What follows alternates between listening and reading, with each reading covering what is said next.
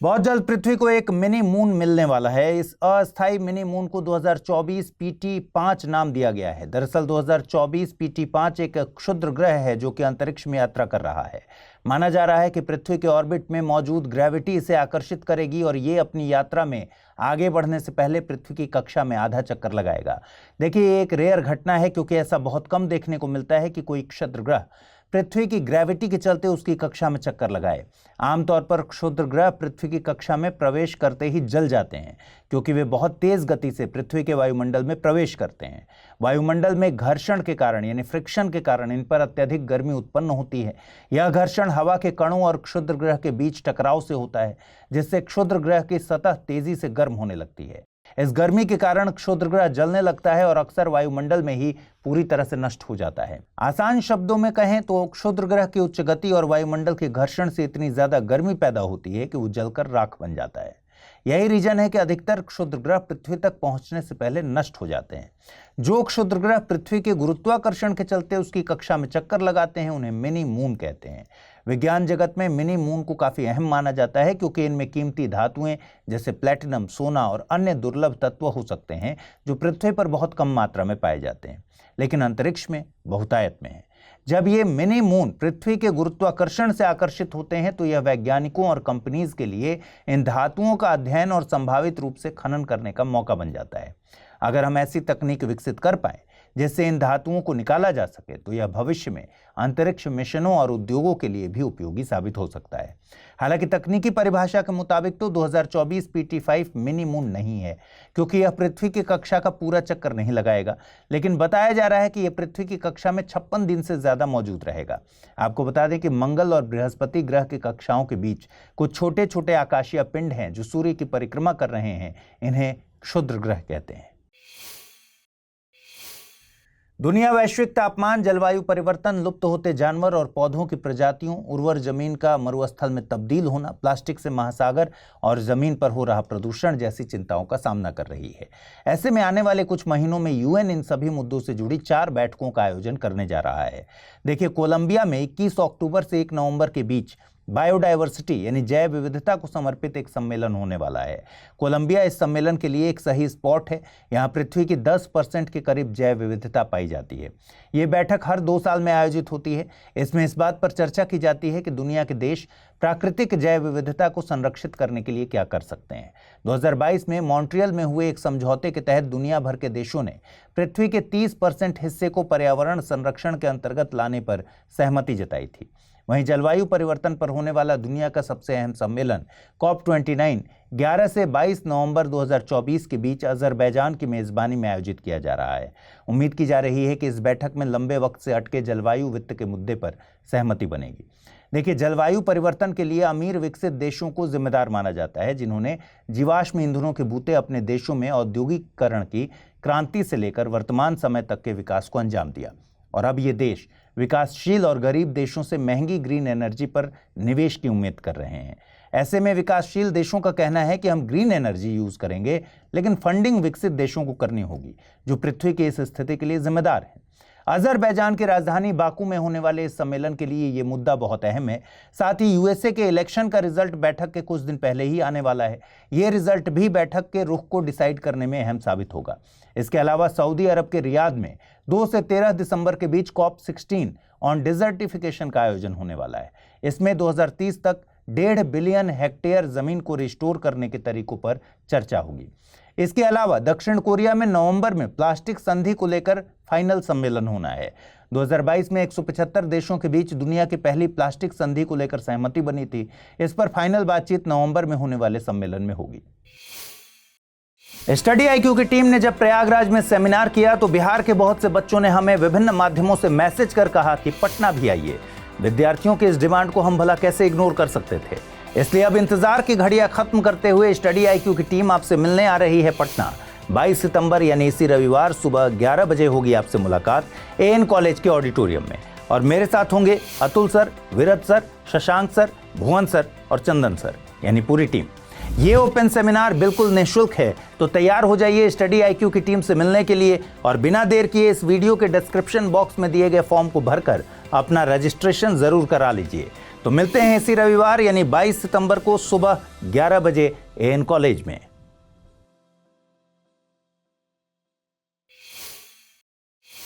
सरकार ने नाम बदलने के सिलसिले को जारी रखते हुए अंडमान निकोबार द्वीप समूह की राजधानी पोर्ट ब्लेयर का नाम श्री विजयपुरम कर दिया है।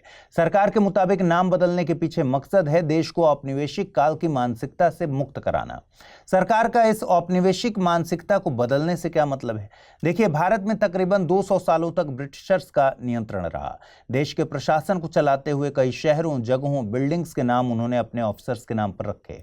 कई शुद्ध हिंदी के नामों को बोलने में समस्या होने पर अपने मुताबिक उन्होंने अब उसका अंग्रेजीकरण कर दिया। ऐसी ही कुछ कहानी है पोर्ट ब्लेयर के नाम की। ब्रिटिश नेवी के एक ऑफिसर थे आर्चिबाल्ड ब्लेयर। आर्चिबाल्ड ब्लेयर पहले ऑफिसर थे जिन्होंने अंडमान द्वीप समूह का सर्वे किया था। बस ब्रिटिशर्स ने उन्हीं के नाम पर पोर्ट ब्लेयर नाम रख दिया। आज़ादी के बाद अब सरकार धीरे धीरे ऐसी जगहों के नाम बदल रही है। पोर्ट ब्लेयर भारत के इतिहास में कई वजहों से प्रसिद्ध रहा है। जैसे जब भारत का स्वतंत्रता आंदोलन अपने पीक पर था तो 1906 में यहाँ पर एक सेलुलर जेल स्थापित की गई जिसे काला पानी कहा जाता है। यहाँ पर कई स्वतंत्रता सेनानियों को रखा गया था जिसमें वीर दामोदर सावरकर का नाम प्रमुखता से लिया जाता है। वहीं इतिहास में 11वीं शताब्दी के चोल सम्राट राजेंद्र प्रथम ने श्री विजय पर हमला करने के लिए अंडमान द्वीप समूह को एक रणनीतिक नौसैनिक अड्डे के रूप में इस्तेमाल किया था। श्री विजय वर्तमान इंडोनेशिया में है। तंजावुर में पाए गए 1050 ईस्वी के एक शिलालेख के मुताबिक चोलों ने इस द्वीप को मानक्कावरम भूमि, नेकेड लैंड कहा था। और यहाँ एक बात और गौर से समझिए, किसी राज्य का नाम बदलने की शक्ति संसद के पास है। ये शक्ति संसद को संविधान के अनुच्छेद 3 से मिलती है। किसी राज्य का नाम बदलने में राज्य की असेंबली केवल प्रस्ताव भर ला सकती है। अल्टीमेटली पावर संसद के पास है। इसके बारे में मैंने अपनी पॉलिटी की क्लासेस में, जो कि YouTube पर उपलब्ध हैं, काफ़ी डिटेल में डिस्कशन किया है। आप वहाँ भी देख सकते हैं। आपकी सुविधा के लिए क्लास का लिंक कमेंट बॉक्स में पिन कर देंगे। UPSC ने इस बारे में कई सवाल पूछे हैं, इसलिए आप इस क्लास को डिटेल में करेंगे तो आपको कॉन्सेप्ट के लेवल पर क्लैरिटी मिलेगी। वहीं किसी राज्य के शहर के नाम बदलने की प्रोसेस राज्य की असेंबली द्वारा ही की जा सकती है। वहीं अनुच्छेद 239 के मुताबिक संघ शासित प्रदेश का नियंत्रण तो सीधे तौर पर राष्ट्रपति के पास होता है। इसलिए अंडमान निकोबार के मामले में निर्णय गृह मंत्रालय के द्वारा लिया गया है। आपको बता दें कि 2018 में सरकार ने अंडमान स्थित रॉस आइलैंड का नाम सुभाष चंद्र बोस द्वीप किया था। साथ ही नील आइलैंड को शहीद द्वीप और हैवलॉक आइलैंड को स्वराज द्वीप नाम दिया गया था। गुजरात के गांधीनगर में global renewable energy investors meet and expo के चौथे एडिशन का आयोजन किया जा रहा है। इसे री इन्वेस्ट 2024 नाम दिया गया है। इस मौके पर प्रधानमंत्री नरेंद्र मोदी ने कहा कि भारतीयों ने भारत को दुनिया की तीसरी सबसे बड़ी अर्थव्यवस्था बनाने की शपथ ली है। जब भी 21वीं सदी का इतिहास लिखा जाएगा, भारत की सौर ऊर्जा की क्रांति का नाम स्वर्ण अक्षरों में दर्ज होगा। प्रधानमंत्री के मुताबिक ग्रीन फ्यूचर और नेट जीरो सिर्फ फैंसी वर्ड्स नहीं हैं, ये देश की ज़रूरत हैं और हम इसे हासिल करने के लिए प्रतिबद्ध हैं। सरकार अयोध्या और 16 अन्य शहरों को मॉडल सोलर सिटी के तौर पर विकसित करने के लिए काम कर रही है। नेट जीरो से मतलब क्या है? नेट जीरो से मतलब है किसी निश्चित अवधि में ग्रीन हाउस गैसों को जितना उत्सर्जन हो उतना ही कैप्चर भी किया जा सके। भारत ने 2070 तक नेट जीरो का टारगेट रखा है। इस मौके पर प्रधानमंत्री सूर्य घर में मुफ्त बिजली योजना का भी जिक्र किया गया। ये एक यूनिक रूफटॉप सौर योजना है। इसमें सरकार फंड मुहैया कराती है और हर घर में सौर छतों की स्थापना में मदद करती है। आंकड़ों के मुताबिक इसके लिए 13 मिलियन परिवारों ने रजिस्ट्रेशन कराया है, जबकि 3.25 लाख परिवारों में इंस्टॉलेशन का काम पूरा करा लिया गया है। आइए देखें आज का टर्म ऑफ द डे। आज का टर्म ऑफ द डे है सतत विकास। सतत विकास, सस्टेनेबल डेवलपमेंट से मतलब है कि पृथ्वी पर मौजूद हर तरह के संसाधनों का इस तरह उपयोग करना जिससे न केवल वर्तमान पीढ़ी की जरूरतें बल्कि भविष्य की पीढ़ी की जरूरतें भी पूरी हो सके। इसका मुख्य मकसद है पृथ्वी के प्राकृतिक संसाधनों का न्याय संगत उपयोग, संरक्षण और उचित प्रबंधन करना। 1987 में world commission on environment and development ने एक रिपोर्ट जारी की थी जिसका नाम था कॉमन फ्यूचर। इसे ब्रंटलैंड रिपोर्ट के नाम से भी जानते हैं। इसके बाद से सतत विकास को लेकर दुनिया भर में तेज बहस शुरू हो गई। मैं सतत विकास में योगदान देने के लिए पानी और इलेक्ट्रिसिटी की बर्बादी नहीं करता। मेरी कोशिश रहती है कि इनका इस्तेमाल ज़रूरत भर के लिए किया जाए, बर्बादी ना हो। अब आप बताइए कि आप अपने जीवन में ऐसा कौन सा काम करते हैं जिससे सतत विकास सुनिश्चित हो सके। भास्कर प्लेटफॉर्म का संबंध है स्टार्टअप से, उच्च शिक्षा से, भारत में खगोल विज्ञान को बढ़ावा देने से, या फिर शिक्षा में गुरुकुल पद्धति को बढ़ावा देने से। अगला प्रश्न है, शहीद द्वीप, स्वराज द्वीप और श्री विजयपुरम भारतीय भूमि के किस हिस्से में स्थित हैं? उत्तर पूर्व, उत्तर पश्चिम, दक्षिण पूर्व या फिर दक्षिण पश्चिम।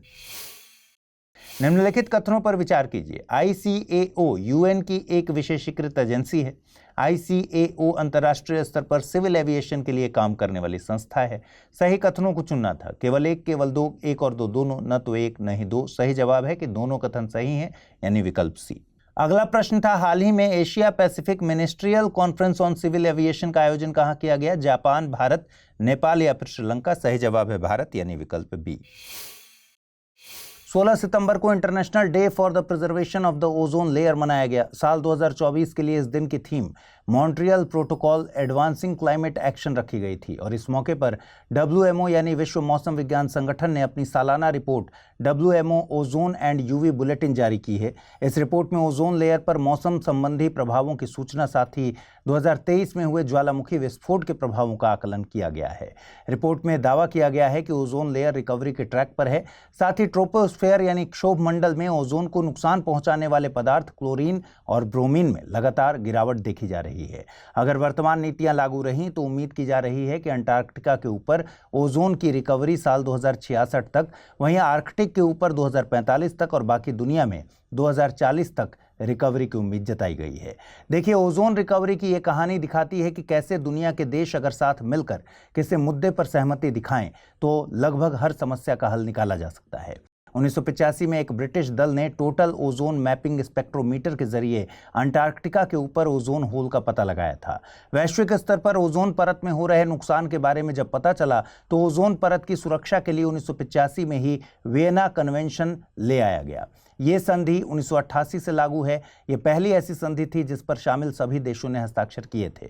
2009 में इस संधि ने यूनिवर्सल रेटिफिकेशन हासिल कर लिया था। इसका मकसद देशों के बीच ओजोन परत पर मानवीय प्रभाव के बारे में सूचनाएं आदान प्रदान करके सहयोग को बढ़ावा देना था। इस संधि में एक प्रोटोकॉल लाया गया जिसे कहते हैं मॉन्ट्रियल प्रोटोकॉल। ये एक वैश्विक समझौता है जो उन रसायनों को फेज आउट करने से संबंधित है जो ओजोन परत को नुकसान पहुंचाते हैं। इस फेज आउट प्लान में रसायनों का प्रोडक्शन और कंजम्पशन दोनों शामिल है। इस समझौते पर 1987 में हस्ताक्षर किए गए और ये 1989 से लागू हुआ। 1987 में 16 सितंबर को ही मॉन्ट्रियल प्रोटोकॉल पर हस्ताक्षर हुए थे, इसलिए इस दिन को ओजोन डे के रूप में चुना गया। साल 2016 में मॉन्ट्रियल प्रोटोकॉल की 28वीं मीटिंग का आयोजन रवांडा के किगाली में हुआ। यहाँ पर एक संशोधन किया गया जिसे किगाली संशोधन के नाम से जानते हैं। इस संशोधन के जरिए हाइड्रोफ्लोरोकार्बन्स को फेज डाउन किया जाना है। ये हाइड्रोफ्लोरोकार्बन सीधे तौर पर ओजोन को नुकसान नहीं पहुंचाते, लेकिन ये पोटेंशियल ग्रीन हाउस गैसें हैं जो ग्लोबल वार्मिंग में इजाफा करके जलवायु परिवर्तन के लिए जिम्मेदार हैं। किगाली अमेंडमेंट लीगली बाइंडिंग है। ध्यान रखिए कि ओजोन एक प्राकृतिक गैस है और इसमें ऑक्सीजन के 3 अणु होते हैं। ओजोन वायुमंडल में क्षोभ मंडल और समताप मंडल दोनों में पाई जाती है। समताप मंडल में पाई जाने वाली ओजोन सूर्य से आने वाली खतरनाक अल्ट्रावायलेट रेज को पृथ्वी पर पहुंचने से रोकती है।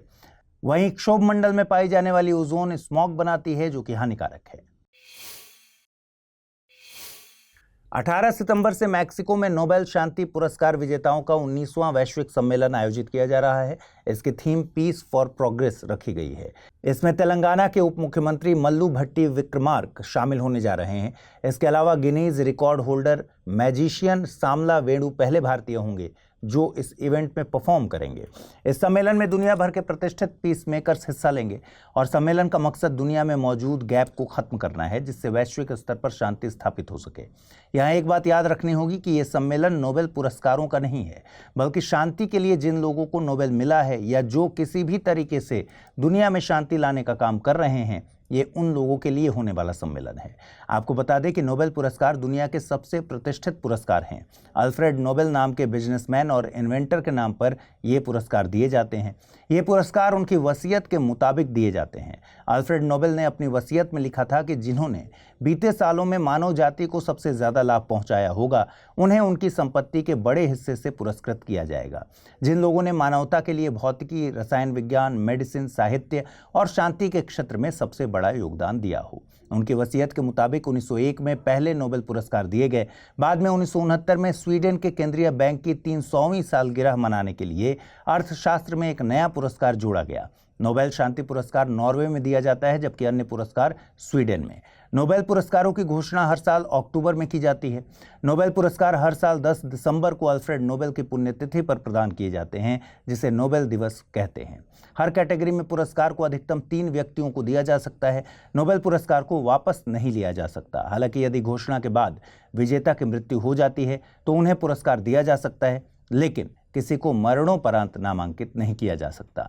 नोबेल पुरस्कार विजेताओं का चयन विभिन्न संस्थानों द्वारा किया जाता है। भौतिकी, रसायन विज्ञान और अर्थशास्त्र के लिए royal Swedish academy of sciences, शरीर विज्ञान या चिकित्सा के लिए कारोलिंस्का इंस्टीट्यूट और साहित्य के लिए स्वीडिश एकेडमी चयन करती है। नोबेल शांति पुरस्कार का चयन नॉर्वेजियन संसद द्वारा नियुक्त एक समिति करती है। अगर भारतीयों और नोबेल की बात करें तो रविंद्रनाथ टैगोर नोबेल पाने वाले पहले भारतीय थे। उन्हें साहित्य के क्षेत्र में नोबेल पुरस्कार से 1913 में सम्मानित किया गया था। 1930 में फिजिक्स की कैटेगरी में सर CV रमन को पुरस्कृत किया गया। 1968 में मेडिसिन कैटेगरी में हरगोबिंद खुराना को, 1979 में शांति के लिए मदर टेरेसा को सम्मानित किया गया। मदर टेरेसा अल्बानिया में जन्मी रोमन कैथोलिक नन थी, लेकिन उन्होंने भारत की नागरिकता ली थी। इसके अलावा 1983 में फिजिक्स में सुब्रमण्यम चंद्रशेखर को, 1998 में अर्थशास्त्र के लिए अमर्त्य सेन को नोबेल पुरस्कार मिला था। 2001 में भारतीय मूल के VS नायपॉल को साहित्य के क्षेत्र में नोबेल से सम्मानित किया गया। 2014 में कैलाश सत्यार्थी को नोबेल शांति पुरस्कार से नवाजा गया। हाल के वक्त में 2019 में Indian American economist Abhijit Banerjee को अर्थशास्त्र के क्षेत्र में नोबेल पुरस्कार मिला था। स्टडी IQ की टीम ने जब प्रयागराज में सेमिनार किया तो बिहार के बहुत से बच्चों ने हमें विभिन्न माध्यमों से मैसेज कर कहा कि पटना भी आइए। विद्यार्थियों की इस डिमांड को हम भला कैसे इग्नोर कर सकते थे। इसलिए अब इंतजार की घड़ियां खत्म करते हुए स्टडी IQ की टीम आपसे मिलने आ रही है पटना। 22 सितंबर यानी इसी रविवार सुबह 11 बजे होगी आपसे मुलाकात AN कॉलेज के ऑडिटोरियम में, और मेरे साथ होंगे Atul sir, Virat sir, Shashank sir, Bhuvan sir और चंदन सर, यानी पूरी टीम। ये ओपन सेमिनार बिल्कुल निःशुल्क है, तो तैयार हो जाइए स्टडी IQ की टीम से मिलने के लिए, और बिना देर किए इस वीडियो के डिस्क्रिप्शन बॉक्स में दिए गए फॉर्म को भरकर अपना रजिस्ट्रेशन जरूर करा लीजिए। तो मिलते हैं इसी रविवार यानी 22 सितंबर को सुबह 11 बजे AN कॉलेज में।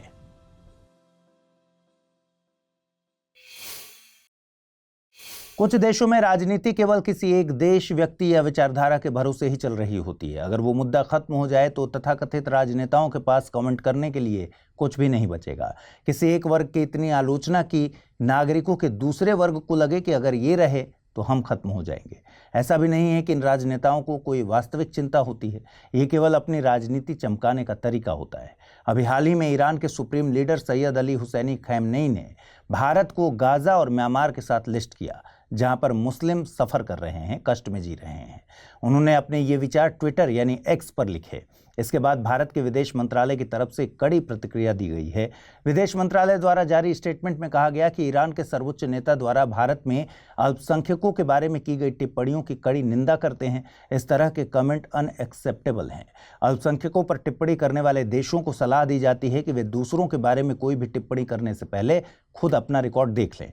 देखिए, ईरान के सुप्रीम लीडर केवल एक धार्मिक नेता भर नहीं है, ये ईरान के सबसे ताकतवर नेता हैं। सुप्रीम लीडर, जिसे शिया इस्लामी धर्मशास्त्र में वेलायत फ़कीह के नाम से भी जाना जाता है, सुप्रीम लीडर ही ईरान में अंतिम शासक है और देश से संबंधित सभी प्रमुख निर्णय लेने का अंतिम अधिकार उसी के पास होता है। 1979 के इस्लामी क्रांति के बाद ईरान में सुप्रीम लीडर पद की व्यवस्था की गई थी। सुप्रीम लीडर ही ईरान का प्रमुख और कमांडर इन चीफ होता है। सुप्रीम लीडर बनने की पहली शर्त यह है कि सिर्फ पुरुष इस पद पर आसीन हो सकते हैं। ईरान में जिस प्रकार का इस्लामी कानून है, उसके अनुसार सुप्रीम लीडर के पद पर केवल एक उच्च रैंक वाला शिया धर्मशास्त्री ही बैठ सकता है। वर्तमान सुप्रीम लीडर अली खामेनेई 1989 से ही सत्ता में हैं। वे न केवल सभी राजनीतिक मुद्दों पर फैसला करते हैं, बल्कि सेना, न्यायपालिका, संरक्षक परिषद यानी गार्डियन काउंसिल और राज्य मीडिया को भी निर्देशित करते हैं। इसके अलावा उन्हें सीधे सरकार और न्यायपालिका के काम में भी दखल करने का अधिकार है। भारत की राजधानी नई दिल्ली को नई मुख्यमंत्री मिलने जा रही हैं। नई दिल्ली के मुख्यमंत्री और आप पार्टी के मुखिया अरविंद केजरीवाल ने ये घोषणा खुद की है। लंबे वक्त से Arvind Kejriwal excise policy scam के चलते जेल में बंद थे। जेल से जमानत पर बाहर आने के बाद उन्होंने इस्तीफे की घोषणा की और अब नए मुख्यमंत्री के नामों को लेकर लगाए जा रहे कयासों पर विराम लगा दिया। फाइनली नाम आतिशी का निकलकर सामने आया है। वे दिल्ली की तीसरी महिला मुख्यमंत्री बनेंगी। इससे पहले इस पद पर सुषमा स्वराज और शीला दीक्षित काबिज रह चुकी हैं। दिल्ली में ही जन्मी आतिशी आप यानी आम आदमी पार्टी के गठन के वक्त से ही पार्टी से जुड़ी हैं। केजरीवाल के जेल में रहते हुए आतिशी के पास सबसे ज्यादा मंत्रालय और विभाग रहे। उन्होंने मनीष सिसोदिया के शिक्षा मंत्री रहते शिक्षा क्षेत्र में भी कई अहम काम किए थे और मनीष सिसोदिया की गैर मौजूदगी में शिक्षा विभाग को भी संभाला। माना जाता है कि आतिशी केजरीवाल की विश्वास पात्र हैं।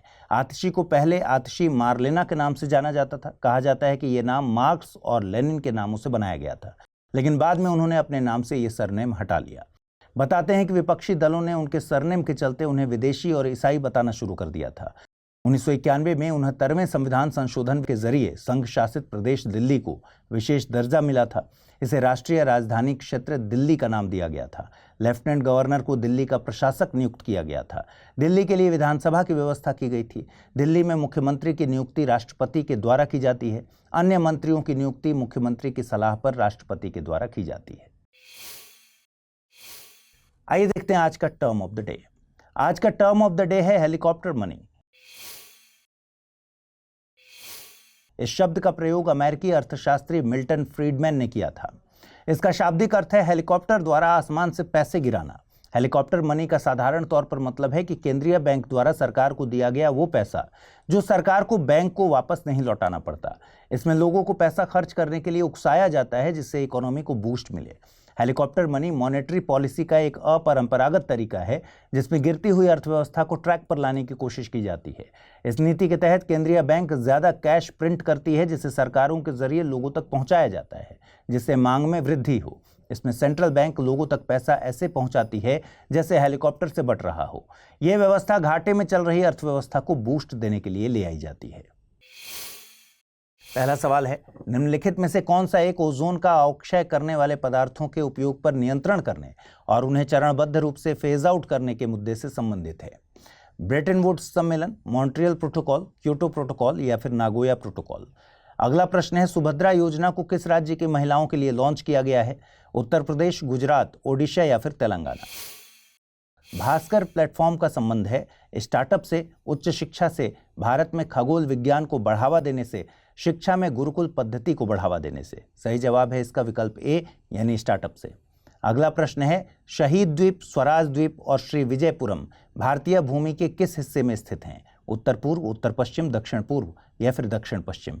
सही जवाब है विकल्प सी यानी दक्षिण पूर्व। नरेंद्र मोदी 3.0 सरकार ने 100 दिन से ज्यादा का कार्यकाल पूरा कर लिया है। इस मौके पर गृह मंत्रालय की तरफ से एक बड़ी घोषणा की गई। गृह मंत्रालय के मुताबिक सरकार की योजना इस कार्यकाल के खत्म होने से पहले एक देश एक चुनाव को लागू करने की है। इसके बाद यूनियन कैबिनेट की तरफ से भी इस प्रस्ताव को मंजूरी मिल गई है। देखिए, एक देश एक चुनाव वर्तमान सरकार के मैनिफेस्टो में 2014 से ही है। इस साल प्रधानमंत्री नरेंद्र मोदी ने स्वतंत्रता दिवस के मौके पर इस बात को फिर से दोहराया था। सितंबर 2023 में सरकार ने पूर्व राष्ट्रपति रामनाथ कोविंद की अध्यक्षता में एक पैनल गठित किया था। पैनल में पूर्व राष्ट्रपति रामनाथ कोविंद के अलावा गृह मंत्री अमित शाह, राज्यसभा में लीडर ऑफ अपोजिशन रहे गुलाम नबी आजाद, वित्त आयोग के पूर्व अध्यक्ष एनके सिंह, लोकसभा के पूर्व सेक्रेटरी जनरल सुभाष कश्यप और सीनियर एडवोकेट हरीश साल्वे शामिल थे। कानून मंत्री अर्जुन राम मेघवाल इसमें विशेष अतिथि सदस्य के तौर पर शामिल हुए थे। पैनल ने अपनी रिपोर्ट मार्च 2024 में सौंपी। इस पैनल के मुताबिक एक साथ चुनाव कराने के लिए फेज्ड अप्रोच अपनाई जा सकती है। मतलब ये कि लोकसभा और विधानसभा के चुनाव एक साथ कराए जा सकते हैं, वहीं 100 दिनों के भीतर स्थानीय निकायों के चुनाव कराए जा सकते हैं। वहीं सरकार गिरने के केस में बचे हुए कार्यकाल के लिए फिर से चुनाव कराने की सिफारिश की गई है। पहली बार एक साथ चुनाव कराने के लिए राज्य विधानसभाओं के चुनाव लोकसभा के साथ सिंक्रोनाइज्ड कराने की बात की गई है। पैनल ने अनुच्छेद 325 में संशोधन की भी सिफारिश की है, जिससे भारत का चुनाव आयोग राज्य चुनाव आयोगों के साथ मिलकर एक single electors photo identity card तैयार कर सके। पैनल ने तकरीबन 18 संवैधानिक संशोधनों की सिफारिश की है, जिसमें से ज्यादातर में राज्य विधानसभाओं की सिफारिश की जरूरत नहीं है। आपको बता दें कि एक देश एक चुनाव की अवधारणा से मतलब है कि देश भर में लोकसभा, सभी राज्य विधानसभाओं और शहरी और ग्रामीण स्थानीय निकायों यानी नगरपालिकाओं और पंचायतों के चुनाव एक ही समय में कराना। देश भर में तीनों स्तरों के चुनाव अलग अलग वक्त पर होने से प्रशासनिक तंत्र पर बोझ और वित्तीय खर्च भी ज्यादा होता है। साथ ही नेता वर्ग चुनावी कार्यों में ज्यादा उलझे रहते हैं और लोक कल्याण के कार्यों में वक्त कम दे पाते हैं। विधि आयोग के मुताबिक एक साथ चुनाव कराने से वोटर टर्नआउट बढ़ेगा। दरअसल लोगों के लिए एक ही बार में वोट करना आसान होगा। सरकार भी प्रशासन पर ज्यादा ध्यान दे पाएगी। चुनावी मोड होने के चलते नीतिगत फैसले प्रभावित होते हैं। साथ ही सिक्योरिटीज फोर्सेज पर बार बार चुनावी ड्यूटी का बोझ भी कम होगा। इन लाभों के अलावा वन नेशन वन इलेक्शन के नुकसान भी बताए जाते हैं। इस अवधारणा को लागू करने के लिए संवैधानिक संशोधन की जरूरत होगी, जो कि बहुत आसान नहीं है। दूसरा, चुनाव एक साथ होने से क्षेत्रीय मुद्दों को तवज्जो नहीं मिल पाएगी। सरकार के प्रयास और घोषणा से लग रहा है कि 2029 के चुनावों में देश में एक देश एक चुनाव की अवधारणा लागू हो सकती है। इस पर आपके क्या विचार हैं? आप जरूर कमेंट सेक्शन में लिखिएगा। Economic advisory council to the prime minister ने एक वर्किंग पेपर जारी किया है। पेपर को relative economic performance of Indian states 1960-61 to 2023-24 नाम दिया गया है। इसके मुताबिक 1960-61 से 2023-24 के दौरान पश्चिमी और दक्षिणी राज्यों ने पूरे भारत की तुलना में बेहतर प्रदर्शन किया है। महाराष्ट्र और गुजरात का आर्थिक मोर्चे पर अच्छा प्रदर्शन जारी है। वहीं पश्चिम बंगाल में इस मामले में लगातार गिरावट देखी गई है। पश्चिम बंगाल 1960-61 के दौरान भारत की जीडीपी में 10.5% की हिस्सेदारी रखता था, जो कि 2023-24 में घटकर 5.6% के करीब पहुंच गई है। 2023-24 में 5 दक्षिणी राज्य कर्नाटक, आंध्र प्रदेश, तेलंगाना, केरल और तमिलनाडु भारत की जीडीपी में 30% से ज्यादा की हिस्सेदारी रखते हैं। वहीं सापेक्ष प्रति व्यक्ति आय दिल्ली, तेलंगाना, कर्नाटक और हरियाणा की उच्च रही और बिहार की प्रति व्यक्ति आय सबसे कम दर्ज की गई है। 2023-24 में दिल्ली की सापेक्ष प्रति व्यक्ति आय 250.8% थी, जो दिखाता है कि औसत आय देश के औसत से 2.5 गुना अधिक थी। 1960-61 में राजधानी की प्रति व्यक्ति आय राष्ट्रीय औसत के 218.3% के साथ सबसे ज्यादा थी। इसके अलावा महाराष्ट्र और गुजरात की प्रति व्यक्ति आय 1960 के दशक से राष्ट्रीय औसत से ऊपर बनी हुई है। वहीं 2023-24 के आंकड़ों के मुताबिक गुजरात की प्रति व्यक्ति आय राष्ट्रीय औसत का 160.7% और महाराष्ट्र की 150.7% है। केरल इकलौता दक्षिणी राज्य है जिसने देश की जीडीपी की हिस्सेदारी में कमी दर्ज की है। 2000-2001 के दौरान 4.1% की हिस्सेदारी के साथ 2023-24 में यह आंकड़ा 3.8% तक आ गया है।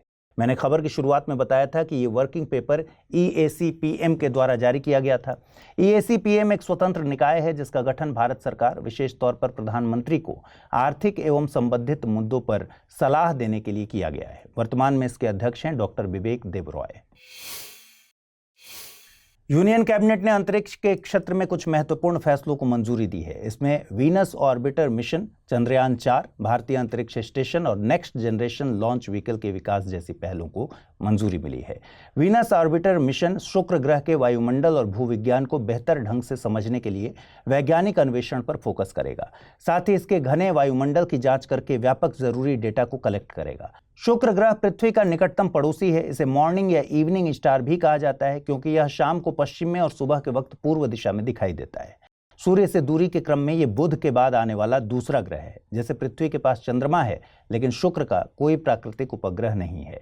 इसे सौर मंडल के सबसे गर्म ग्रह का दर्जा भी हासिल है। इसकी सतह का तापमान लगभग 464 डिग्री सेल्सियस है। वहीं चंद्रयान 4 में चंद्रमा पर सफल लैंडिंग के बाद पृथ्वी पर वापस लौटने की तकनीक विकसित की जाएगी। साथ ही ये मिशन चंद्रमा से सैंपल कलेक्ट करके पृथ्वी पर वापस लेकर आएगा। भारतीय अंतरिक्ष स्टेशन यानी BAS के जरिए भारत अंतरिक्ष में वैज्ञानिक शोध के लिए अपना खुद का स्पेस स्टेशन तैयार करना चाहता है। अभी अंतरिक्ष में 2 स्पेस स्टेशन काम कर रहे हैं। USA की लीडरशिप में इंटरनेशनल स्पेस स्टेशन यानी ISS और चीन का तियानगोंग। वहीं 2028 में BAS के पहले मॉड्यूल को लॉन्च करने की योजना है।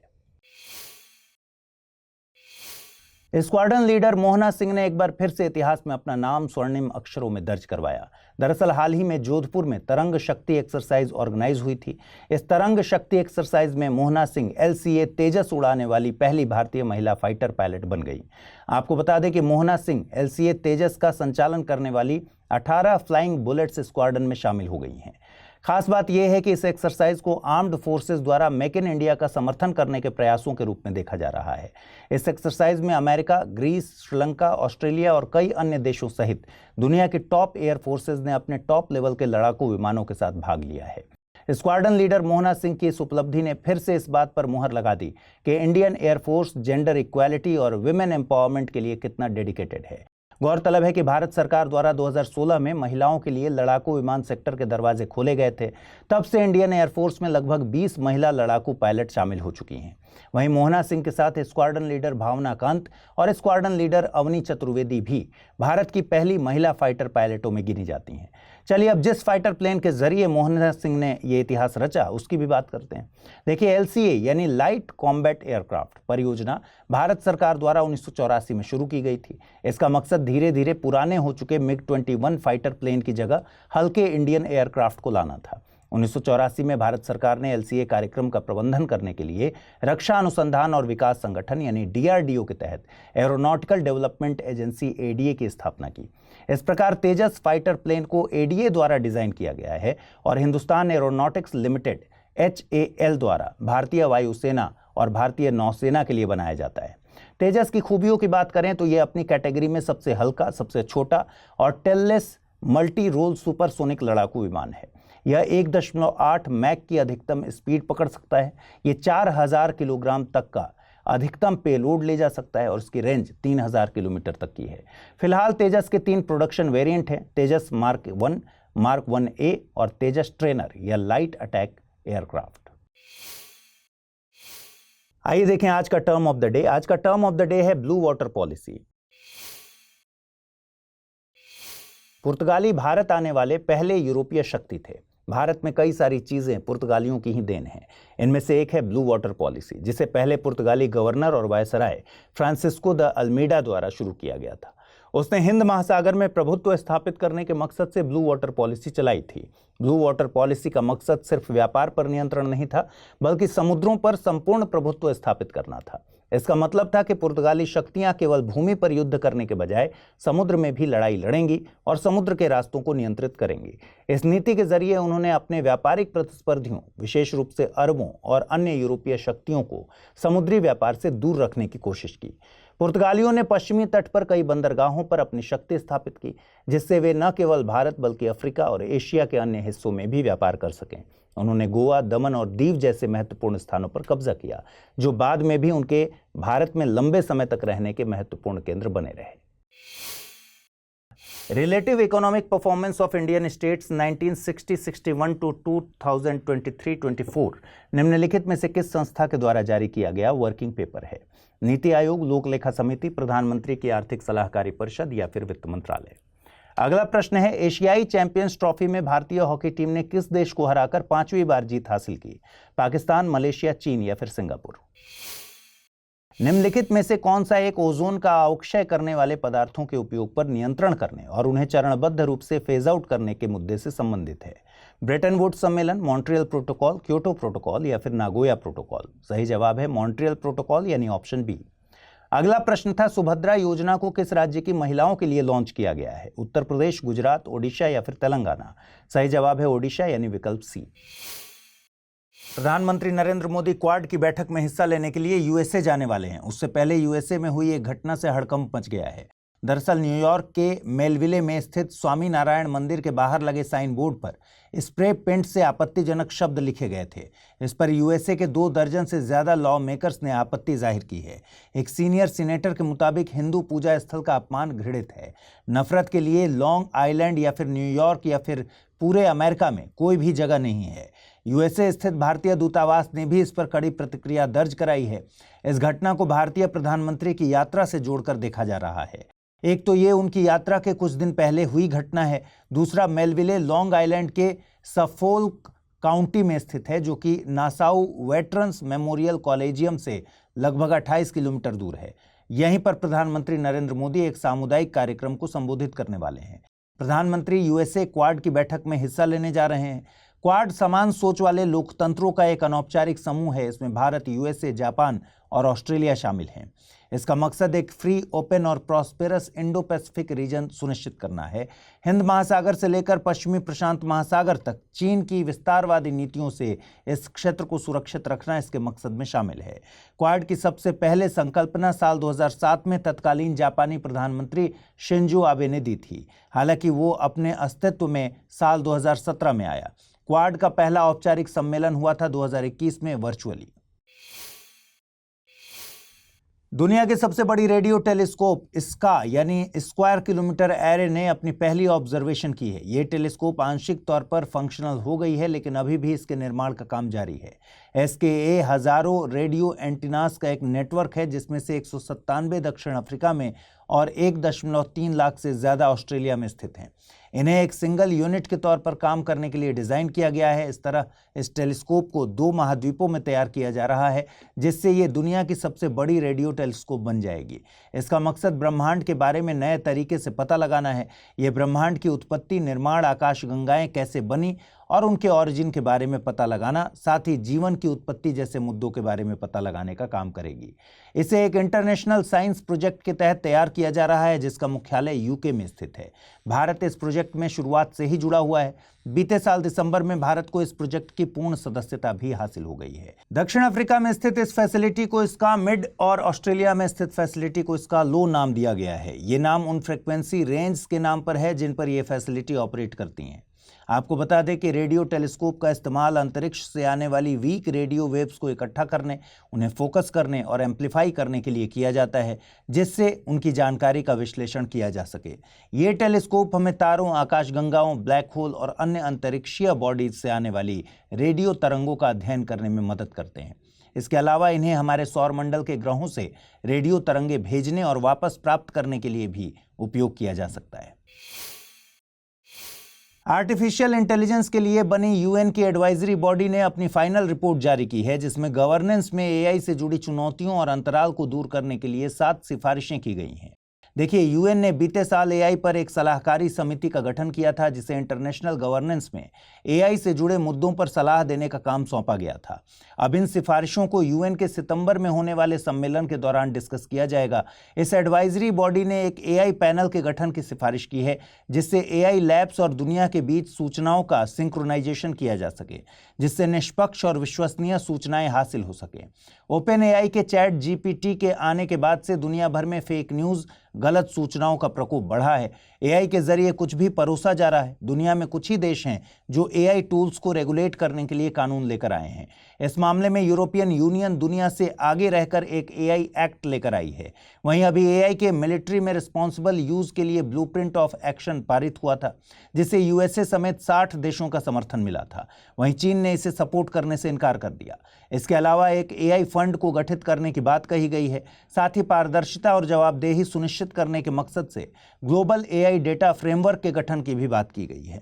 देखिए, एआई की परिभाषा की बात करें तो जब मशीन इंसानों की तरह काम करने लगे तो इसे एआई कहते हैं। मशीन की इंटेलिजेंस को टेस्ट करने के लिए सबसे पहले 1950 में एलन ट्यूरिंग ने ट्यूरिंग टेस्ट का प्रस्ताव दिया था। वहीं 1956 में जॉन मैकार्थी ने आर्टिफिशियल इंटेलिजेंस टर्म को कॉइन किया। एआई के एलिमेंट्स में machine learning, deep learning, natural language processing, computer vision और न्यूरल नेटवर्क्स शामिल हैं। एआई 2 प्रकार के होते हैं, वीक और स्ट्रॉन्ग। वीक एआई को नैरो एआई भी कहते हैं। इससे मतलब है कि एआई को किसी विशेष टास्क के लिए डिज़ाइन किया गया है। साथ ही ये एआई पहले से निर्धारित सीमाओं के भीतर ही काम करता है। इसमें वर्चुअल असिस्टेंस और स्पीच रिकॉग्निशन जैसे एआई सर्विसेज को रखा जाता है। वहीं स्ट्रॉन्ग एआई कई सारे टास्क में ह्यूमन इंटेलिजेंस की तरह बिहेव करता है। एआई के एक और प्रकार सुपर एआई की भी बात की जा रही है। ये भविष्य का एआई है, जिससे उम्मीद है कि ये ह्यूमन इंटेलिजेंस को भी सरपास कर देगा। जम्मू कश्मीर विधानसभा के चुनावों का दौर जारी है। पहले दौर की वोटिंग आयोजित हो चुकी है। इस दौरान प्रधानमंत्री नरेंद्र मोदी ने एक चुनावी रैली में जम्मू कश्मीर को लेकर एक बड़ी घोषणा की है। इस मौके पर उन्होंने जम्मू कश्मीर की आवाम से स्टेटहुड या राज्य का दर्जा वापस से रिस्टोर करने का वादा किया है। देखिए, जम्मू कश्मीर पहले एक राज्य ही था, लेकिन 2019 में कुछ घटनाओं ने इसकी स्थिति बदली। 14 फरवरी 2019 को कश्मीर के पुलवामा में जैश के आतंकियों ने हमला किया और 40 भारतीय जवान इसमें शहीद हो गए। फरवरी 2019 में भारतीय वायुसेना ने बालाकोट में जैश के ठिकानों पर एयर स्ट्राइक किया और मई 2019 में नरेंद्र मोदी दोबारा देश के प्रधानमंत्री बनते हैं। जुलाई 2019 में गृह मंत्रालय 10,000 के करीब अतिरिक्त सीआरपीएफ के जवानों को जम्मू कश्मीर में तैनात करता है। फिर आता है 5 अगस्त 2019 का दिन और इस दिन गृह मंत्री अमित शाह जम्मू कश्मीर से अनुच्छेद 370 को खत्म करने का ऐलान करते हैं। फिर लागू होता है जम्मू कश्मीर पुनर्गठन अधिनियम 2019। इसके जरिए जम्मू कश्मीर को दो भागों, जम्मू कश्मीर और लद्दाख में विभाजित कर दिया गया और दोनों को संघ शासित प्रदेश का दर्जा दिया गया। जम्मू कश्मीर को विधानसभा वाला संघ शासित प्रदेश बनाया गया। इसी के चुनाव अभी आयोजित हो रहे हैं। अब सरकार का स्टेटमेंट आया है तो उम्मीद है कि जम्मू कश्मीर राज्य के दर्जे को वापस हासिल कर सकेगा। आप बताइए, क्या जम्मू कश्मीर को राज्य का दर्जा रिस्टोर होना चाहिए? आइए देखें आज का टर्म ऑफ द डे। आज का टर्म ऑफ द डे है बर्नआउट सिंड्रोम। देखिए, पूरी दुनिया में एक तरह की भागम भाग है, चाहे वो प्रोफेशनल वर्ल्ड हो या फिर सोशल वर्ल्ड या फिर वर्चुअल वर्ल्ड। हर तरफ साफ दिखता है कि हर व्यक्ति अपनी कैपेसिटी से ज्यादा काम कर रहा है। इसका असर दिमाग और शरीर पर पड़ना बहुत नेचुरल है। लोगों में अपनी क्षमता से ज्यादा काम करने की तमाम वजहें हैं। लोगों में लग्जरी लाइफ जीने की चाहत बढ़ रही है, वो ज़्यादा से ज़्यादा पैसा कमाना चाहते हैं। कुछ लोग थोड़े समय में ही कई प्रमोशन पाना चाहते हैं। इन सब के चलते लोग अपनी क्षमता से ज़्यादा काम करने लगते हैं और थकान महसूस होते होते एक वक्त ऐसा आता है जब लगता है कि वो पूरी तरह से ड्रेन हो चुके हैं। उनमें काम करने की बिल्कुल भी इच्छा नहीं होती। इसी स्थिति को कहते हैं बर्न आउट सिंड्रोम। देखिए, इसका मतलब ये कतई नहीं कि इंसान को काम बंद कर देना चाहिए, लेकिन ये जो लोगों की देखा देखी में इंसान एक होड़ में लगा है बिना ये सोचे कि इससे उसकी पर्सनल लाइफ खत्म हो रही है, इसमें समस्या है। इंसान की इच्छाओं का कोई अंत नहीं होता, कभी नहीं होगा। चीज़ों को कलेक्ट करने की रेस लगी हुई है। हर दिन कोई कंपनी किसी नए फीचर का फ़ोन लॉन्च कर रही है या नए तरह के कपड़े मार्केट में आ जा रहे हैं। इंसान पीयर प्रेशर में इन सारी चीज़ों को खरीदने की जुगत भिड़ाता रहता है और इन सब में वो इतना खो रहा है कि उसके पास उन चीज़ों को यूज़ करने तक का वक्त नहीं बचा जिन्हें खरीदने के लिए उसने ये सारे कोशिशें की हैं। कहने का मतलब है कि ज़रूरत की चीज़ों के लिए इंसान वर्क लाइफ बैलेंस करके पैसे कमा सकता है, लेकिन जब वो अपनी ज़रूरतों के बियॉन्ड जाता है तो उसे बर्नआउट होना पड़ता है। खबरों में रहा लॉन्ग आइलैंड किस देश में स्थित है? यूएसए, कनाडा या फिर मैक्सिको या ऑस्ट्रेलिया? अगला प्रश्न है 2026 में राष्ट्रमंडल खेलों का आयोजन कहां होगा? विक्टोरिया, स्कॉटलैंड, भारत या फिर सिंगापुर? पहला प्रश्न था relative economic performance of Indian states 1960-61 to 2023-24 निम्नलिखित में से किस संस्था के द्वारा जारी किया गया वर्किंग पेपर है? नीति आयोग, लोक लेखा समिति, प्रधानमंत्री की आर्थिक सलाहकारी परिषद या फिर वित्त मंत्रालय? सही जवाब है विकल्प सी, यानी प्रधानमंत्री की आर्थिक सलाहकारी परिषद। अगला प्रश्न है एशियाई चैंपियंस ट्रॉफी में भारतीय हॉकी टीम ने किस देश को हराकर 5वीं बार जीत हासिल की? पाकिस्तान, मलेशिया, चीन या फिर सिंगापुर? सही जवाब है चीन, यानी विकल्प सी। आंध्र प्रदेश के मुख्यमंत्री एन चंद्रबाबू नायडू ने तिरुपति मंदिर के प्रसाद को लेकर एक कंट्रोवर्सी खड़ी कर दी है। उन्होंने आरोप लगाया कि 2019 से 24 के दौरान जब वाईएसआर कांग्रेस पार्टी सत्ता में थी तो तिरुमाला मंदिर के प्रसाद में एनिमल फैट का इस्तेमाल किया गया था और इसके बाद नेशनल डेयरी डेवलपमेंट बोर्ड की एक lab centre for analysis and learning in live stock and food CALF काफ की एक रिपोर्ट का हवाला दिया गया। काफ गुजरात के आणंद में स्थित है। इसने ये रिपोर्ट जुलाई 2024 में सौंपी थी। तिरुमाला मंदिर का प्रसाद, जिसे नैवेद्यम कहते हैं, ये प्रसाद लड्डू के तौर पर तैयार किया जाता है। रिपोर्ट में पाया गया कि इन लड्डुओं को बनाने में जिस घी का इस्तेमाल हुआ उसमें फॉरेन फैट मिला हुआ है। लड्डू प्रसादम में मछली का तेल, बीफ टैलो यानी गोमांस के वसा का रूप और लार्ड यानी सुअर के पेट से निकाली गई वसा शामिल हैं, जिन्हें एक साथ फॉरेन फैट कहते हैं। YSRCP के सांसद और TDT यानी तिरुमाला तिरुपति देवस्थानम ट्रस्ट बोर्ड के पूर्व अध्यक्ष YV सुब्बा रेड्डी ने चंद्रबाबू नायडू को आरोप साबित करने की चुनौती दी और चेतावनी भी दी कि यदि वो ऐसा करने में विफल रहे तो उनके खिलाफ मानहानि का मुकदमा दायर किया जाएगा। इस पूरे मामले पर केंद्रीय स्वास्थ्य मंत्री जेपी नड्डा की तरफ से भी बयान आया है और उन्होंने इस मामले पर पूरी रिपोर्ट मांगी है। साथ ही रिपोर्ट को एग्जामिन करने के बाद ही सरकार इस मामले पर जरूरी एक्शन लेगी। आपको बता दें कि आंध्र प्रदेश में स्थित भगवान वेंकटेश्वर का तिरुपति मंदिर विश्व प्रसिद्ध है। यहाँ पर मुख्य देवता श्री वेंकटेश्वर हैं, जिन्हें श्रीनिवास या बालाजी के नाम से भी जाना जाता है। बालाजी की मूर्ति यहाँ पर स्वयंभू बताई जाती है। ये मंदिर आंध्र प्रदेश के चित्तूर जिले के तिरुपति शहर में तिरुमाला अर्थात तिरुमलय पहाड़ी पर स्थित है। ये पहाड़ी पूर्वी घाट में शेषाचलम पर्वतमाला का हिस्सा है, जिसकी 7 चोटियां हैं। मान्यता है कि ये 7 चोटियां नागराज आदिशेष के 7 फनों का प्रतिनिधित्व करती है। पर्वतमाला को देखने से लगता है मानो कोई सांप कुंडली मारकर बैठा हो। तिरुपति मंदिर के प्रसाद में बनने वाला लड्डू इतना प्रसिद्ध है कि इसे 2009 में जीआई टैग भी मिल चुका है। 2015 में यूपीएससी द्वारा पूछे गए एक सवाल को ठीक से देखिए। सवाल पूछा गया था कि निम्नलिखित में से किसे भौगोलिक संकेतक का दर्जा दिया गया है? बनारस ब्रोकेट और साड़ियां, राजस्थानी दाल बाटी चूरमा, तिरुपति लड्डू। नीचे दिए गए कोड का प्रयोग कर सही उत्तर चुनना था। केवल 1, 2 और 3, 1 और 3 या फिर 1, 2 और 3। और इस प्रश्न का सही जवाब था विकल्प सी, यानी केवल पहला और तीसरा सही है। FATF यानी फाइनेंशियल एक्शन टास्क फोर्स ने अवैध वित्त से निपटने के लिए भारत के प्रयासों की तारीफ की है। साथ ही भारत को आतंकवाद और आतंकवाद से जुड़े गंभीर मुद्दों को लेकर चेतावनी भी दी है। FATF ने भारत के मनी लॉन्ड्रिंग और टेररिस्ट फंडिंग से जुड़े मुद्दों के लिए तैयार किए गए फ्रेमवर्क को सराहा। साथ ही इनके सकारात्मक परिणामों को भी मान्यता दी। साथ ही भारतीय अधिकारियों ने फाइनेंशियल इंटेलिजेंस का प्रयोग कर राष्ट्रीय और अंतर्राष्ट्रीय स्तर पर बेहतर सहयोग प्रदान किया है। इस मौके पर FATF ने एक बहुत जरूरी मुद्दा भी हाईलाइट किया। इसके मुताबिक नॉन प्रॉफिट सेक्टर से टेररिस्ट फाइनेंसिंग का बड़ा खतरा है। भारत को इस चुनौती से निपटने के लिए मजबूत फ्रेमवर्क तैयार करने को कहा गया है। NGO समाज कल्याण में महत्वपूर्ण भूमिका निभाते हैं, लेकिन कुछ NGOs का इस्तेमाल अवैध गतिविधियों जैसे आतंकवाद के वित्त पोषण के लिए भी किया जाता है। भारत में कुछ NGOs को जानबूझकर या धोखे से आतंकवादी संगठनों को पैसे पहुंचाने में भी शामिल पाया गया है। आतंकवाद वित्त पोषण तब होता है जब NGOs के जरिए समाज सेवा के लिए मिले फंड को आतंकवादी गतिविधियों में इस्तेमाल किया जाता है। भारत सरकार ने इस समस्या से निपटने के लिए कई कड़े कदम उठाए हैं, जैसे विदेशी अंशदान विनियमन अधिनियम FCRA को सख्त करना, NGO की फंडिंग में पारदर्शिता लाना और उनके वित्तीय लेन देन की कड़ी निगरानी करना। इसके अलावा ED और NIA जैसी एजेंसीज भी इस तरह की गतिविधियों की जांच कर रही हैं। देखिए, भारत दुनिया का सबसे अधिक आबादी वाला देश है, जिसे निम्न मध्यम आय वाले राष्ट्र के रूप में क्लासिफाई किया गया है और ये सबसे तेजी से बढ़ती अर्थव्यवस्थाओं में से एक है। वर्तमान में वैश्विक स्तर पर भारत की अर्थव्यवस्था GDP के टर्म्स में 5वें नंबर पर आती है। भारत में मनी लॉन्ड्रिंग के मेन रिस्क अवैध गतिविधियों जैसे धोखाधड़ी से होते हैं, जिसमें साइबर धोखाधड़ी, भ्रष्टाचार और ड्रग ट्रैफिकिंग शामिल है। ध्यान रखिए कि भारत में मनी लॉन्ड्रिंग को रोकने के लिए the prevention of money laundering act 2002 PMLA लागू है।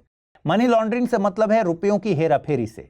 इसमें अवैध तरीके से कमाए गए रुपयों को व्हाइट मनी में बदला जाता है। PMLA एक्ट को मनी लॉन्ड्रिंग को रोकने और इससे जुड़ी संपत्ति को जब्त करने और संबंधित अन्य मामलों के लिए लाया गया था। आपको बता दें कि FATF एक ग्लोबल फाइनेंशियल क्राइम वॉचडॉग है। यह एक अंतर सरकारी संस्था है जो कि मनी लॉन्ड्रिंग और टेररिज्म फाइनेंसिंग से निपटने के लिए काम करती है और ये संस्था इन चुनौतियों से निपटने के लिए वैश्विक मानक बनाती है। साथ ही देशों से इन मानकों का पालन करवाने की व्यवस्था भी करती है। FATF का मुख्यालय है पेरिस में। भारत FATF का सदस्य साल 2010 से है। स्टडी IQ की टीम ने जब प्रयागराज में सेमिनार किया तो बिहार के बहुत से बच्चों ने हमें विभिन्न माध्यमों से मैसेज कर कहा कि पटना भी आइए। विद्यार्थियों के इस डिमांड को हम भला कैसे इग्नोर कर सकते थे। इसलिए अब इंतजार की घड़ियां खत्म करते हुए स्टडी IQ की टीम आपसे मिलने आ रही है पटना। 22 सितंबर यानी इसी रविवार सुबह 11 बजे होगी आपसे मुलाकात AN कॉलेज के ऑडिटोरियम में और मेरे साथ होंगे Atul sir, Virat sir, Shashank sir, Bhuvan sir और चंदन सर, यानी पूरी टीम। ये ओपन सेमिनार बिल्कुल निःशुल्क है, तो तैयार हो जाइए स्टडी IQ की टीम से मिलने के लिए और बिना देर किए इस वीडियो के डिस्क्रिप्शन बॉक्स में दिए गए फॉर्म को भरकर अपना रजिस्ट्रेशन जरूर करा लीजिए। तो मिलते हैं इसी रविवार यानी 22 सितंबर को सुबह 11 बजे AN कॉलेज में।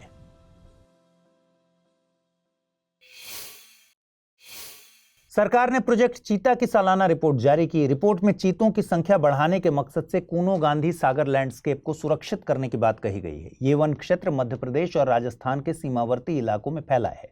इस लैंडस्केप को 60 से 70 चीतों की मेटा पॉपुलेशन के प्रबंधन के लिए विकसित किया जाएगा। मेटा पॉपुलेशन से क्या मतलब है? मेटा पॉपुलेशन से मतलब है किसी स्पीशीज की ऐसी संख्या से जो एक बड़े लेकिन आपस में जुड़े लैंडस्केप में फैली होती है। सरकार की अगले 25 सालों में इन 2 राज्यों में इंटर स्टेट चीता कंजर्वेशन कॉम्प्लेक्स तैयार करने की योजना है। कूनो गांधी सागर लैंडस्केप मध्य प्रदेश में श्योपुर, शिवपुरी, ग्वालियर, मुरैना, गुना, अशोकनगर, मंदसौर और नीमच, राजस्थान में 12, सवाई माधोपुर, करौली, कोटा, झालावाड़, बूंदी और चित्तौड़गढ़ में फैला हुआ है। ध्यान रखिए, कूनो नेशनल पार्क मध्य प्रदेश के श्योपुर जिले में है। इसका नाम कूनो नदी के नाम पर पड़ा है। ये नदी पार्क में दक्षिण से उत्तर की ओर प्रवाहित होती है और ये पार्क को 2 भागों में विभाजित करती है। यहीं पर नामीबिया और दक्षिण अफ्रीका से लाए गए चीतों को रखा गया है। वहीं गांधी सागर सेंचुरी को चीतों के दूसरे घर के तौर पर चुना गया है। ये सेंचुरी पश्चिमी मध्य प्रदेश के नीमच और मंदसौर जिलों में फैली हुई है। आपको बता दें कि चीता जमीन पर सबसे तेज दौड़ने वाला जानवर है और इसकी स्पीड 97 से 113 किलोमीटर प्रति घंटे तक हो सकती है। जंगल में इनका एवरेज लाइफ स्पैन 14 साल तक, जबकि कैप्टिविटी में 20 साल तक हो सकता है। आमतौर पर ये रहने के लिए ओपन ग्रासलैंड पसंद करते हैं। पहले ये पूरे एशिया और अफ्रीका में पाए जाते थे, लेकिन अब हैबिटेट लॉस और इनके शिकार कम हो जाने से विलुप्ति के कगार पर आ गए हैं। यूनेस्को की एक टीम तमिलनाडु के विल्लुपुरम जिले में स्थित जिंजी फोर्ट का दौरा करने वाली है, जिसे केंद्र सरकार ने मराठा सैन्य परिदृश्य बनाने वाले 11 अन्य किलों के साथ साल 2024-25 के लिए यूनेस्को के विश्व धरोहर स्थल टैग के लिए नॉमिनेट किया है। भारत के मराठा सैन्य परिदृश्य में विविध भौगोलिक क्षेत्रों में फैले 12 कंपोनेंट्स शामिल हैं।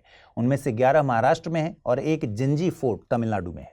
Gingee fort Troy of the east के नाम से प्रसिद्ध है। ये किला 3 पहाड़ियों राजगिरी, कृष्णगिरी और चंद्रगिरी के ऊपर स्थित है। इसे प्रायद्वीपीय भारत के सबसे अभेद्य किलों में से एक माना जाता था। 1200 ईस्वी में कोणार राजवंश के अनंत कोण द्वारा निर्मित इस किले का मालिकाना हक कई बार बदला। यह किला कई साम्राज्यों के अधीन रहा, जैसे विजयनगर, मराठा, मुगल, नवाब, फ्रांसीसी और ब्रिटिश। इस किले पर 1677 में छत्रपति शिवाजी महाराज ने कब्जा कर लिया। 1698 में मुगलों के नियंत्रण में आने तक यह मराठा शासन के अधीन ही रहा। इस तरह यह किला मराठों के पास 22 सालों तक रहा। 1698 में मुगल सेनाध्यक्ष जुल्फिकार खान ने जिंजी पर कब्जा कर लिया और इसे नुसरतगढ़ नाम दिया गया। जब यह किला फ्रांसीसियों के कब्जे में आया तो उन्होंने इसमें 2 गेट बनवाए, आरकोट गेट और पौंडीचेरी गेट। वहीं ब्रिटिशर्स के आधिपत्य में किले पर कोई निर्माण कार्य नहीं हुआ।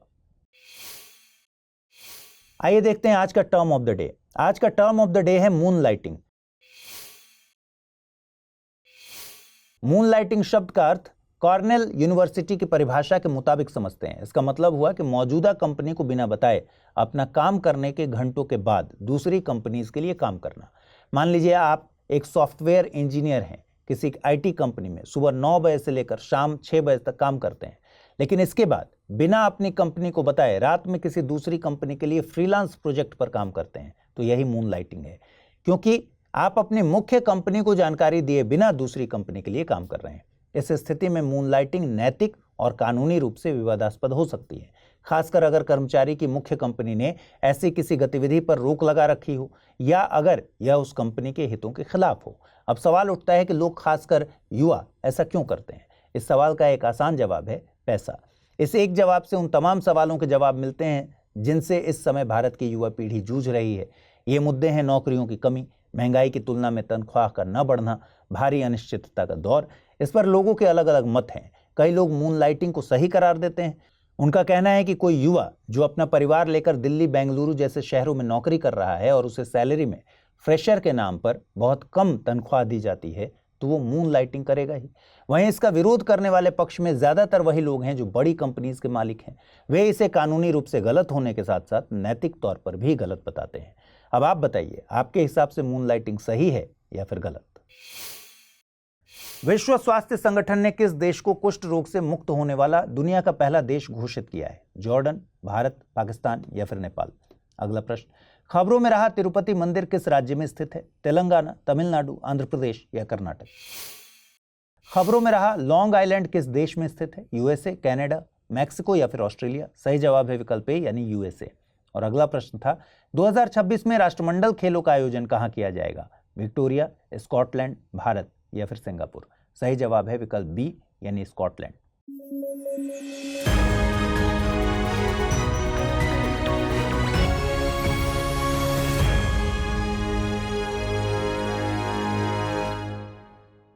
हिंदी में यूपीएससी की तैयारी से संबंधित प्रोग्राम्स को देखने के लिए सब्सक्राइब करें स्टडी IQ IAS हिंदी।